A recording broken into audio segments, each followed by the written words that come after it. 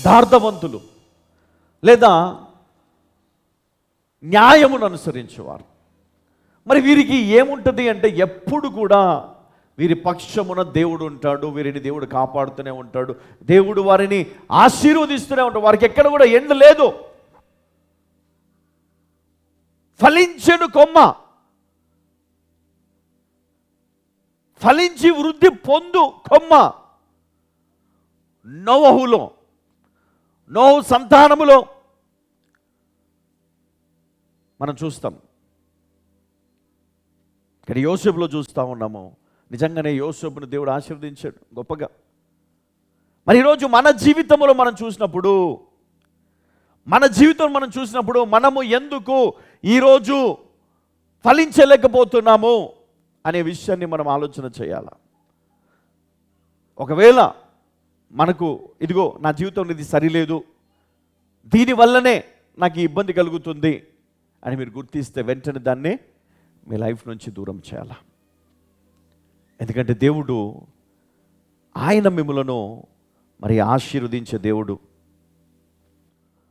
ఆయన మాటలు జీవపు ఊట.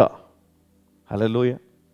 ఆయన మాటలు వినే మనము, ఆయన వాక్యాన్ని వినే మనము, ఆయన వాక్యములు ఎదిగే మనము దేవుని మాటల ద్వారా బలపడుతున్నటువంటి మరి వ్యక్తులంగా మనం ఉంటే గనక ఖచ్చితంగా దేవుడు మనలను కూడా ఎట్లా ఆశీర్వదిస్తాడు అంటే మరి ఫలించడి కొమ్మలాగా, మరి ఫలించి అభివృద్ధి పొందే ఒక గొప్ప వృక్షములాగా దేవుడు మనల్ని ఆశీర్వదిస్తాడు, మనల్ని నాటుతాడు. ఆ విధంగా ఆదికాండం 35వ అధ్యాయం 10 నుండి మనం చదువుకుందాం.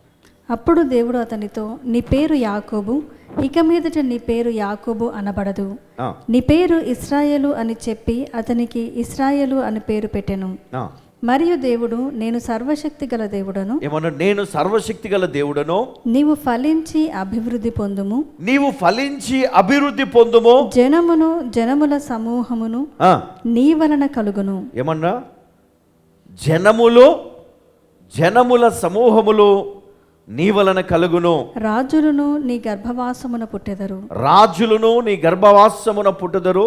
నేను అబ్రహామునకును ఇస్సాకునకును ఇచ్చిన దేశమునికిచ్చెదను, నీ తరువాత నీ సంతానమునకు ఈ దేశమునిచ్చెదనని అతనితో చెప్పెను. చాలండి. ఇక్కడ మనం చూస్తే ఈయన ఏ విధంగా ఉన్నాడంటే ఈయన కూడా నీవు ఫలించి అభివృద్ధి పొందుము. ఈయన కూడా ఎట్లా ఉన్నాడు? ఫలించి అభివృద్ధి పొందే వ్యక్తి, ఫలించే వ్యక్తి. అంటే మనం ఎట్లా ఉండాలని కోరుకుంటున్నాడు దేవుడు? ఫలించే వ్యక్తిగా ఉండాలి మనం. ఎవరు ఫలిస్తారు అమ్మా? ఎవరు ఫలిస్తారు? దేవుని మార్గంలో నడుచువారు, యథార్థవంతులు ఫలిస్తారు, దీవించబడతారు. చూడండి, ఇంకొక మరి మర్మం ఒకటి మనము చూద్దాం. మలాకి 3:10, నా మందిరములో ఆహారం ఉండునట్లు 10వ భాగమంతయు మీరు నా మందిరపు నిధిలోనికి తీసుకొని రండి. దీని చేసి మీరు నన్ను శోధించిన ఎడల నేను ఆకాశపు వాకిండ్లను విప్పి పట్టజాలనంత విస్తారముగా దీవెనలు కుమ్మరించెదనని సైన్యములకు అధిపతియగు యెహోవా సెలవిచ్చుచున్నాడు. చాలమ్మా. ఇప్పుడు ఎంతమంది ఇక్కడ బైక్ నడిపే వాళ్ళు ఉన్నారు? ఇది బ్రదర్ బైక్ కీస్ అండి. ఇప్పుడు ఇది నా దగ్గర ఉంది. ఇప్పుడు అతను వెళ్ళాలి, ఇంటికి వెళ్ళాలి, కిందికి వెళ్తాడు. ఆయన బైక్ దగ్గర నిలబడి ఆ బైక్తో చెప్తాడు, బైక్ మనం పోదాంపా నడు అంటాడు. లాక్ ఓపెన్ అవుతుందా? చెప్పండి, ఓపెన్ అవ్వదా? ఎందుకు? కీస్ లేదు. అది అయిందే కదా. ఇప్పుడు బైక్ అయిందే కదా, అయినప్పుడు అది ఓపెన్ అవ్వాలి కదా. తాళం ఉంటేనే ఓపెన్ అవుతుంది. ఇప్పుడు కార్ కూడా అంతే. ఈ కారు నాదేని అక్కడ పోయి నిలబడితే స్టార్ట్ అవ్వదు, డోర్ ఓపెన్ అవ్వదు, నువ్వు బయటే ఉండాలి. ఇప్పుడు మీ ఇంటి ముందు లేదా ఇప్పుడు ఈ చర్చ్ ఈ ప్లేస్లో ఆ గేట్ కనుక మనము క్లోజ్ చేసి లాక్ చేసామనుకోండి, లేదు ఇది మందే అని చెప్పి అక్కడ పోయి నిలబడితే ఓపెన్ అవుతుందా? కాదు, దానికి ఒక కీ ఉంటుందంట. ఏటీఎం దగ్గరికి వెళ్ళి నీ పేరు చెప్పి నా అకౌంట్ ఇక్కడే ఉంది అని అకౌంట్ నెంబర్ చెప్పి డబ్బులు ఇవ్వమంటే ఇస్తుందా ఏటీఎం? ఎందుకు? యాక్సెస్ కార్డు ఉంటుంది ఒకటి, అది ఎంటర్ చేయగానే, ఏటీఎం కార్డు ఎంటర్ చేయగానే పిన్ నెంబర్ కొట్టాల. ఎందుకు? కార్డు నా దగ్గర, డబ్బులు ఇవ్వచ్చు కదా. ఇవ్వదు. ఏం చేయాలి? పిన్ నెంబర్ కొట్టాల. ఇప్పుడు కొత్తగా ఓటీపీ కూడా వస్తుంది. అంటే ఈ లోకంలో ఉన్న ఇన్ని